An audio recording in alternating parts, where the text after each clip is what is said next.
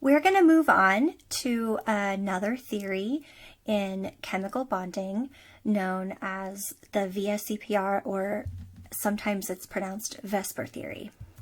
So what this actually means is valence-shell electron pair repulsion. That's where the VSEPR comes from. And it's based on the Lewis model that we covered in Chapter 9. And the idea is that lone pairs of electrons take up a lot of space and they repel each other. Now, why do we care so much about the 3D shape of molecules? Well, the physical properties and often chemical properties of these compounds depends on their shape. So, for example, there's this essential oil flavor compound, and it's called carvone. And one of these tastes like spearmint and the other tastes like caraway. So if you were a manufacturer of, for example, Wrigley's gum, it might be really important to know which one is spearmint and which one tastes like caraway, because you don't want to be marketing chewing gum that tastes like rye bread. And so understanding the shape of a molecule and being able to predict it can be important when understanding why a chemical reacts with its environment in the way that it does. So your book uses the example of taste receptors. So here is a zoomed in picture of something that's on your tongue. And this individual area is your taste bud or taste pore. And the cells are inside this bud, which is under the skin of the tongue. And each taste receptor cell has these receptors on it. Okay, so this is kind of a zoomed in version of what those little black lines there are. Okay, so what happens is you have a molecule that you ingest. So let's say it's sucrose. And as you eat, it binds to this receptor. And then this receptor says, oh, something is bound to me. It sends an electrical signal all the way through the membrane, and it sends a signal into the brain. And you interpret that as sweet. And then your body produces insulin. You chop up that sucrose into glucose, you start metabolizing it. Well, aspartame is an artificial sweetener, and it does the same thing. It binds to the receptor and it sends a signal to the brain and says, hey, something sweet is in my mouth. But this can't be metabolized in the same way that sugar can. And so that's kind of how it works, to try to trick your brain into thinking that you've eaten something sweet, yet because of the compound being not quite the right shape, it isn't digested in the same way. We do not get calories from this. Now, I will caution you that current research is kind of still up in the air about these as to whether or not it can contribute to insulin spikes. I am not really up on that level, that area of research any longer. The last time I've looked deeply into that, it was probably 2017. So just take that, just know that this is still an area of active research, is how artificial sweeteners affect the body's metabolism. Okay, so moving on, the valence-shell electron pair repulsion. Now, pair is in bold here because we are talking about those lone pairs that are on the outside of the atoms in our Lewis structure. And so why is it the interior atom, the central atom, that determines the geometry? Well, because the electron groups around that central atom are separated due to repulsion. So they get as far away from each other as they can because of Coulomb's law, which states that the same charges repel. And so since they are repelling each other, they are pushing the other atoms in the structure away from themselves. So the lone pairs are maximizing the separation. And we are going to go through how to apply this VSEPR theory today. And I highly suggest that if you don't already, that you get out a piece of paper and a notebook and get ready to pause at multiple points, because it will make a lot more sense if you work through this as you watch the video than if you watch it all at once and then try to do the work. So the first thing that you do when applying the VSEPR theory is to draw the Lewis structure. This is important because it tells you how many numbers of electron groups are around the central atom. So you would count the number of either lone pairs or bonding pairs. So then once you've done that, you have to figure out how many of them are actually in the bonding groups. And there are 5 base shapes for this that we are going to go through. And then you want to ask how many are lone pair electron groups. So the number you get here and the number you get here will add up to the number for here. So if there's 2 electron groups and they're both bonding groups and there's no lone pairs, then you get 2. If there's 3 electron groups and 2 are bonding groups and 1 is a lone pair, again, it's still 3. So the number you get for bonding groups and for lone pair groups must add up to the number of total electron groups around the central atom. This number of groups around a central atom is also called the coordination number. So once you've figured that out, we accommodate lone pairs last by spreading them out as much as possible and calculating the bond angle that will maximize their distance. Okay, so if possible, you should print this. It will really help you if you can print this. If you don't have a printer, then stop, pause the video, sketch this out on a piece of paper, or get a Word document or an iPad or whatever it is that you have, your phone, anything. Get a different thing to write with and look at so that as you're watching this video, you can fill this out. It will go much better, I believe, if you write while you watch the lecture. All right. So hopefully you're all ready now to do some writing. So here we go. We're starting off with 2 electron groups and 0 lone pairs.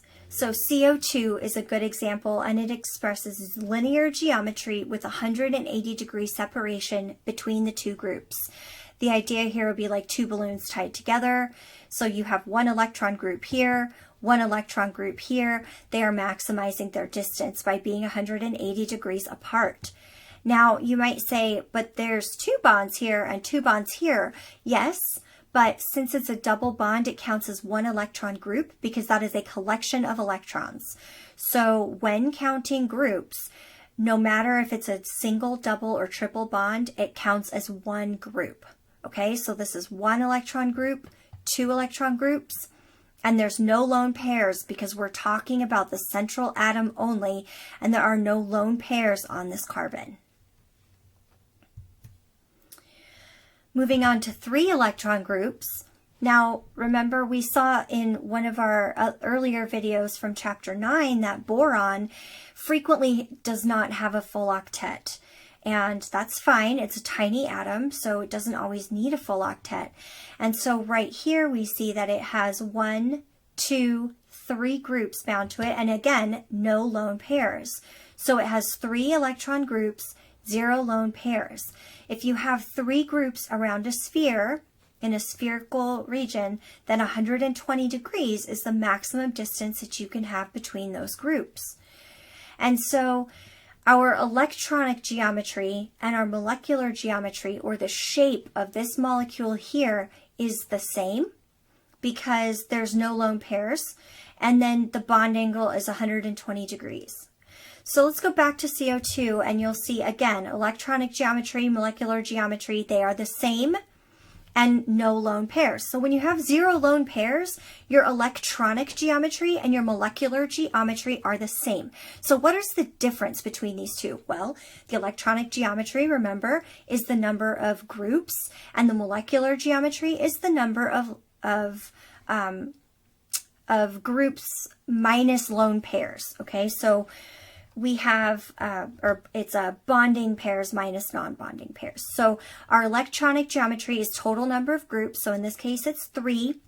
And our molecular geometry is we subtract the number of lone pairs from our number of bonding pairs. So we have 3 bonding pairs, 0 lone pairs, so we still have the same of 3.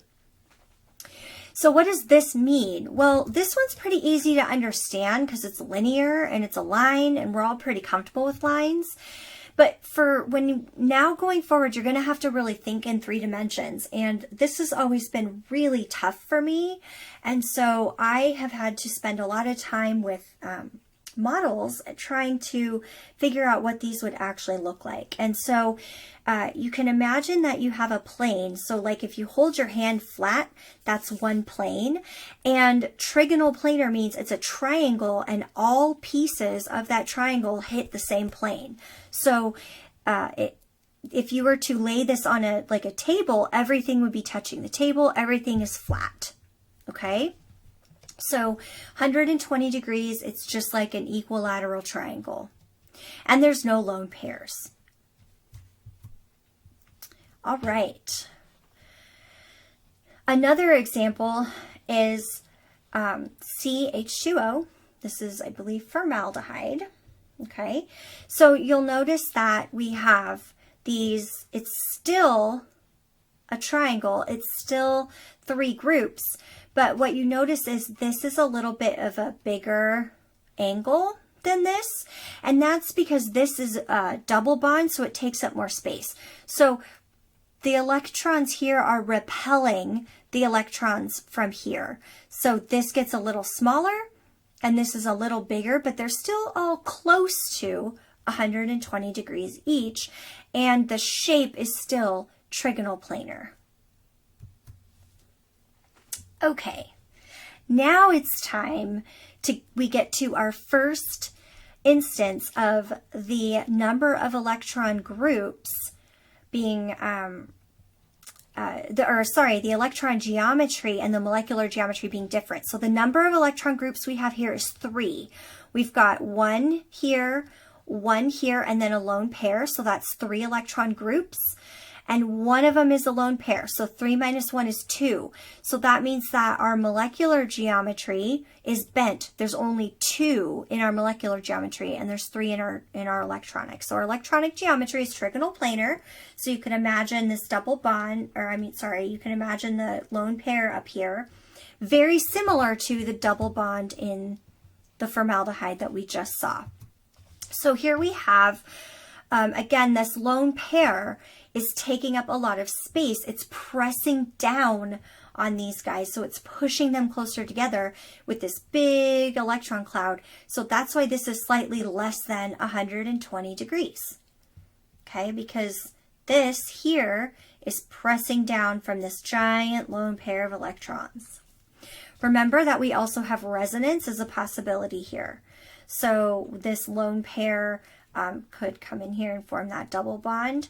And so we could either have a plus and a minus, or we could minimize formal charge altogether and have 0 formal charge. Now, if you wanted to experimentally investigate which one of these was correct, you could look at the bond length.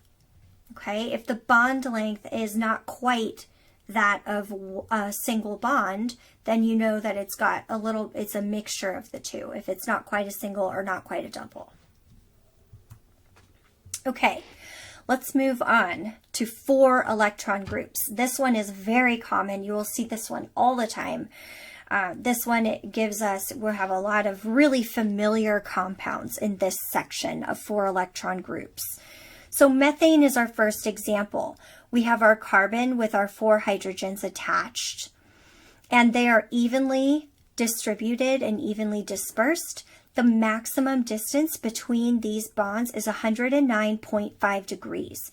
And so you can imagine if you're holding this balloon here, and these are our electron clouds, they have maximized their distance, they have maximized their repulsion, so our bond angles are 109.5 degrees, and our overall shape is that of a tetrahedron, which is why we call the electronic geometry tetrahedral.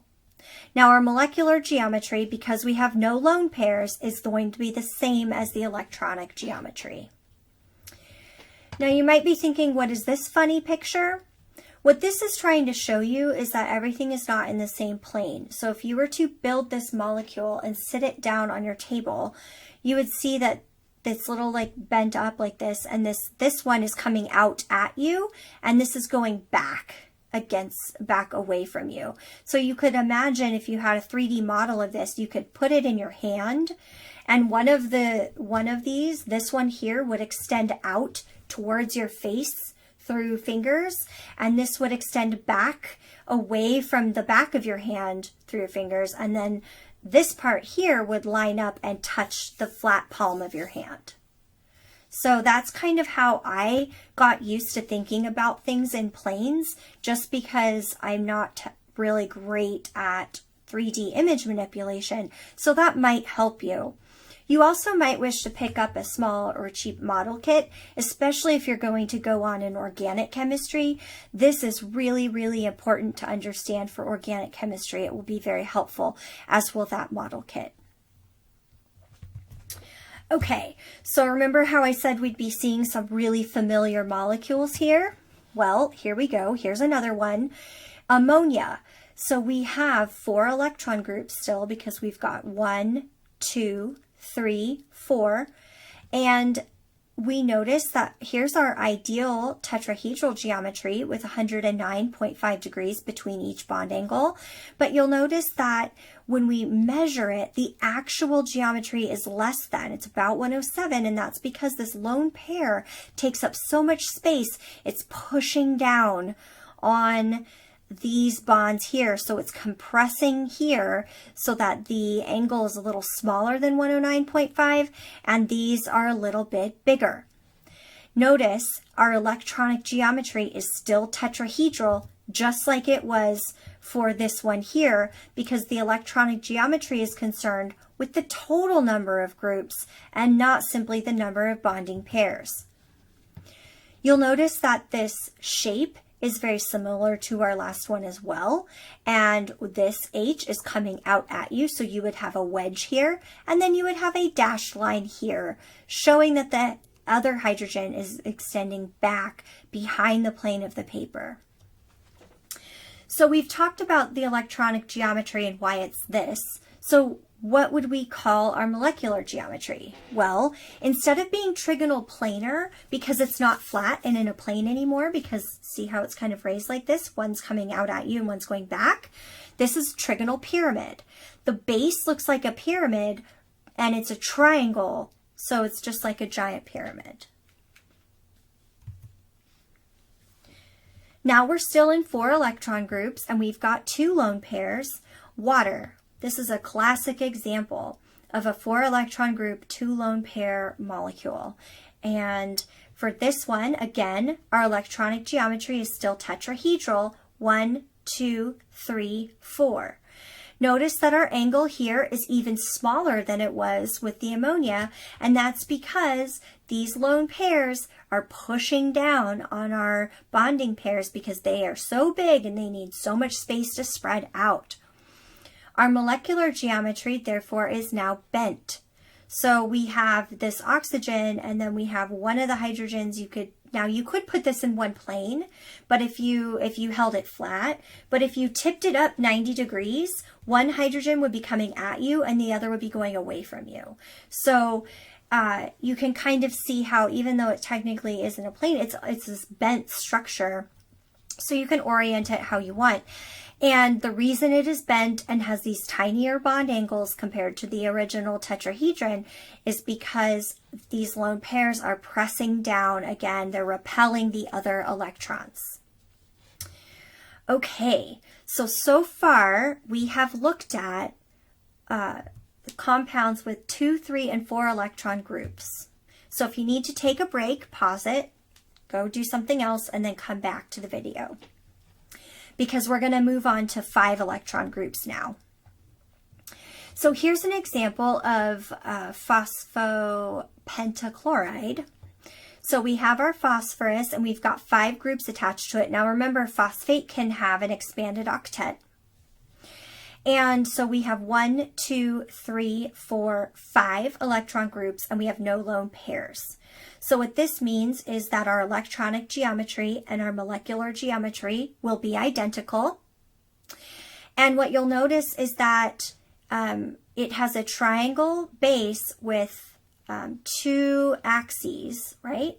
So you could draw a pyramid here. You could draw a tetrahedron here and one here. So it's like two pyramids stuck together. So that's why it's called a trigonal, because it's a triangle base, bipyramid, because there's two pyramids. So there's the pyramid tetrahedron on top and on the bottom. So it's trigonal bipyramidal.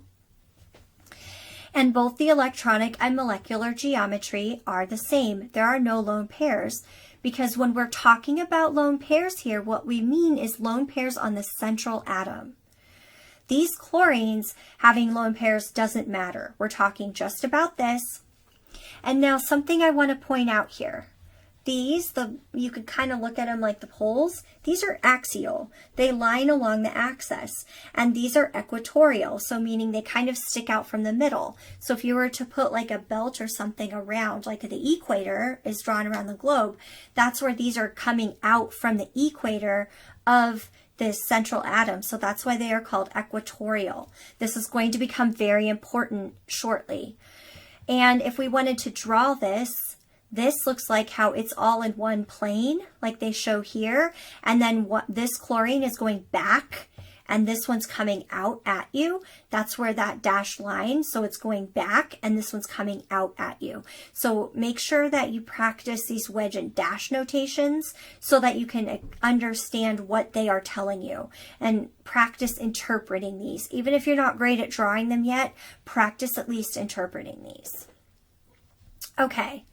So that was the easy 5 electron groups. So let's move on. So now we're going to have we're still going to have 5 electron groups, but one of them is going to be a lone pair. Okay, so we find experimentally that that lone pair is never in the equatorial position. It's always, it's never axial. It's always equatorial. And the reason for that is it maximizes the distance between electron groups. So we draw it like this to indicate that it is the equatorial lone pair, or the lone pairs in the equatorial position. So you might be thinking, wait, why does this not have a lone pair? Well, when we draw these wedge and dash notations, you do not need to put the lone pairs. The lone pairs, remember, are for Lewis structures only, and so you don't need to include them here. And so you can kind of see how you've got this pressing down here of this lone pair, and then you have these nice bond angles of still 90 and 120 degrees. So where do those come from? Well, these two are 120 degrees apart, and this here is the 90-degree angle, and this here is the 90-degree angle. You can also see that here. Now it's called a seesaw because you could imagine if you flipped this down, so flip it 90 degrees to the right, what you'll have is something that looks like a seesaw. You have the little feet, and then you have these guys that can go back and forth, tip back and forth, just like a seesaw. So the molecular geometry is really telling you the overall shape when you're not thinking about the lone pairs, because even though the effect of the lone pairs is felt, it's not really seen. Now we have 5 electron groups with 2 lone pairs, and again, notice where they are at. They are in the equatorial position because that is where we can maximize the distance. If any of them were axial, we would only have a 90-degree separation, but here we have a 120-degree separation. Once again, we have the wedge and dash showing us where they are, although it would not be necessary for you to draw these in. If I asked you for a 3-dimensional picture of BF3, it would be fine to just draw in one plane. And notice these are all in one plane and it looks like a T. If you were to flip it on its side, rotate it 90 degrees to the right, you have a T shape. So the molecular geometry is T shape. The bond angles are all 90 degrees, so 90 degrees here and 90 degrees here. And notice how it's still a trigonal bipyramid electronic geometry because we've still got our 5 electron groups. So you can imagine here drawing a trigonal bipyramid, even though there's the lone pairs here, and these are the only bonding pairs that we care about.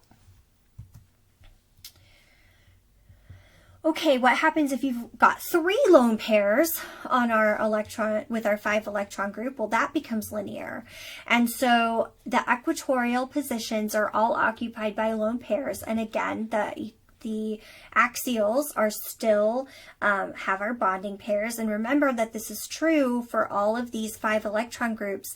Only the axials can have the lone pairs. We don't have them in our equatorial positions. I'm sorry. I keep saying that backwards. Only our equatorial positions have lone pairs. Our axials are only have bonding pairs. So axial here, equatorial there.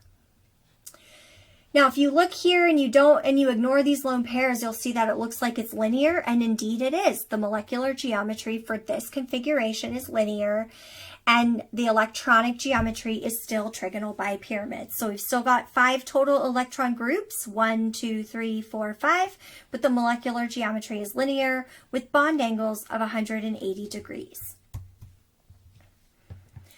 Now we've got 6 electron groups. This is the most we can have, and this is an octahedron. And you can imagine if you were to connect all these, you would get an octahedron, so it's octahedral electron geometry. Notice how since we have 0 lone pairs, we are back to our electronic and molecular geometries matching each other. And we have in our equatorial positions here and our axial positions here, and all of them are 90 degrees apart. So here we would show that if this is in one plane here, 2 would be coming out towards you and 2 would be going back away from you. Our bond angles, again, all 90 degrees. If you have 6 electron groups and 1 lone pair, you get something really interesting where you get a square because these are 90 degrees apart, okay? So it is a square, but it's a pyramid on top because that's where you have one of your lone pairs. Now, remember from our 5 electron groups, it was our equatorials that had the lone pair. Well, when you have 6, it is the axial because, again, we are maximizing the bond angle. So now this is pressing up. These are a little less than 90 degrees, and here we have our nice, happy little lone pair that's getting to spread out as much as it possibly can because that's what electrons do. They kind of spread out and push and repel against other groups of electrons. So now we have 6 electron groups, 2 lone pairs, so this is square planar. So again, we have our electron groups in our axial positions, unlike when we had it with our, the electronic geometry was bipyramid. So the electronic geometry is still octahedral, 1, 2, 3, 4, 5, 6. But our molecular geometry is square planar with the axial positions being taken by the lone pair. So there's 2 ways to look at this. If you were to look at this down from the top, a bird's eye view, you would see everything in one plane. So it would just look like an X. And then if you were to hold it flat, like flip it at 90 degrees and stare at it on the other direction, then you would see that 2 are coming out at you and 2 of the atoms are going back behind you, much like you saw with this square pyramid. Now we have square planar. It's all in one plane. So you're like, well, why bother drawing 2 edges and 2 dashes if it's all in one plane? Good question. You don't have to, but what it does is it reminds you that it is a square, and it reminds you that you aren't just being lazy with the Lewis structure and not including the electronic geometry because, the molecular geometry, because you want to know that if you were to flip this on its side, that you would actually see 2 coming back at you and 2 coming at you. So once 2 are coming at you, 2 are going away from you because you have this square planar, but then if you're looking at it down here, it's a flat, but if you look at it from this side, it is not. Again, the bond angles are going to be a little less than 90 degrees because these electron pairs are repelling and pushing down on this compound. Okay, so now we have our lovely figure here. So I highly recommend that you don't just copy this. I recommend that you work through it and write it and draw it all out. And then practice with this. This is the best way to get used to this stuff, is to practice. So practice doing the drawings, practice making sure that you know why we label these the way we do, because if you try to memorize this, you're spending a lot of energy doing something you don't need to do. Because honestly, if you can identify a pattern and then apply it, you will be better off and you'll spend less time studying. So look for the patterns that have to do with the number of lone pairs and figure out what these things look like on their own, and then draw some conclusions, give yourself some notes, and then you can use this lovely little pre-printed graph to help you with your work.